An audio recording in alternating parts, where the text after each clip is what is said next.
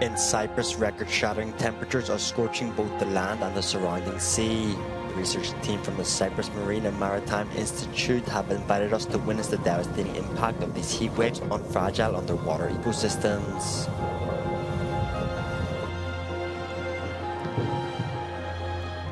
Warm seas feel great on a holiday, but for marine life, they can be devastating.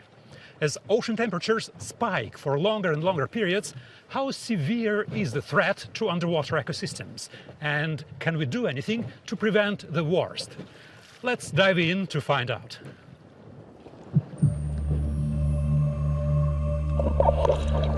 The water here is bathtub warm. The visibility is not that good today. Normally it's crystal clear. What's obvious here is that the area is in trouble. Last year this was a lush green grass meadow, a haven for sea turtles and stingrays. Now it's a lifeless expanse littered with the remains of once thriving sponges. We are a hotspot of rising temperatures, both outside the water but also inside the water. And these increasing temperatures, which are becoming more intense, more prolonged and more high, they are obviously affecting organisms. And the worst that can happen to them is death. They die. As native life struggles with rising heat, alien species from the nearby Red Sea are migrating in, further disrupting the ecosystem. Now, with increasing temperatures, we have a lot more new species that manage to pass through the Suez Channel in some way, and they find favorable conditions to thrive. And in many cases, these new species, they outcompete native species, they displace them, and they cause a multitude of problems. For over a decade, Cyprus researchers have closely tracked rising marine temperatures with special underwater sensors. We are now approaching the spot where we have our data logger deployed. Recordings show that Cyprus's waters are warming year-round, especially in the shallows where life depends on delicate coral reefs. The team photographs the coral to document changes over time.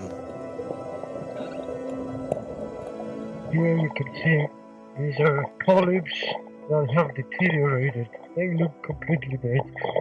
This is dead. The CMMI team is part of two European-funded research projects, Purify and Effective, studying the impact of marine heat waves on shallow reefs and seeking nature-based solutions to protect and restore seabed ecosystems before they are lost forever. We will try to collect some sediments, of course.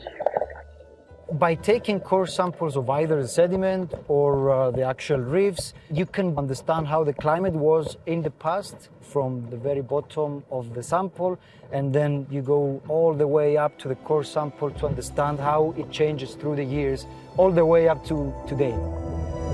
Sediment analysis reveals how heat waves affect population levels and other variables. Another thing that we do investigate in sediment is the meiofauna. Meiofauna is small organisms, and their biodiversity is really dependent on the temperature, nutrients, and other conditions. Many species could even go extinct because the water is too hot, or the sediment is too hot, or the nutrients have changed because of climate change and heat waves. The crisis in Cyprus's waters is just one example of a global phenomenon closely monitored by oceanographers at Mercator Ocean International in Toulouse, France. Dr. Karina von Schickman, a lead author of the Intergovernmental Panel on Climate Change Reports, explains that these intensifying heat waves are one of the consequences of our planet's heat imbalance.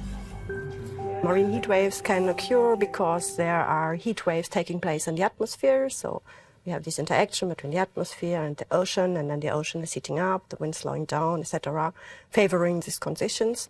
We have seen in the last IPCC that it decreases in general for the extremes, that we have higher intensities, and also the frequency of these extremes is increasing.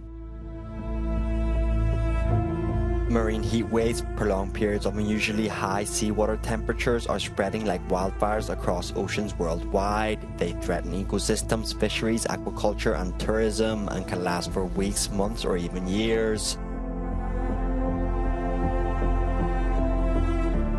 In the Mediterranean, sea surface temperatures have been rising continuously since the 1980s, a trend expected to continue throughout the 21st century. To better understand and forecast marine heat waves, Mercator Ocean has developed advanced computer models implementing the Copernicus Marine Service, part of the EU's Copernicus program. On récolte toutes les observations disponibles, satellites, et puis ce qu'on appelle in situ, c'est-à-dire vraiment faites en mer, avec des bouées autonomes, mais aussi avec des navires, avec toutes sortes d'instruments de mesure. Et à partir de toutes ces observations, on va les intégrer dans une solution modèle. On fait une prévision pour les 10 jours à venir et ça nous permet de savoir si dans une semaine, il y aura toujours une canicule marine au même endroit ou bien si ça va évoluer dans un sens ou dans l'autre. Et on publie des bulletins toutes les semaines pour donner l'état actuel. On a besoin de comprendre quelle biodiversité va être détruite de façon définitive, quel est l'impact sur nous, qu'est-ce que ça va changer ensuite sur les grands équilibres, et comment surtout on peut éviter de poursuivre ce désastre qu'on a fait sur les océans. Scientists estimate that 90% of the world's remaining coral reefs could be lost by 2050. To bolster reef resilience, the team at the CMMI in Cyprus is experimenting with coral nurseries. They place fragments of endangered coral species in a scenic area away from predators. The goal is for these coral fragments to grow in the protected nursery and later be transplanted to the seabed, aiding in the regeneration of healthy reef ecosystems. We follow the team as they lead us to a net platform suspended 5 meters below the surface. Here we are at the floating nursery. It's the first time we're testing these kind of floating nurseries in the Mediterranean for any species. We're going to install the corals and we're going to monitor them for at least a year using photogrammetry and other visual methods. It remains to be seen how well these coral reefs will fare in the warming sea. Now it's the peak time of heat waves. We will continue deploying and installing more coral fragments on the floating nursery at different seasons to see how they will behave.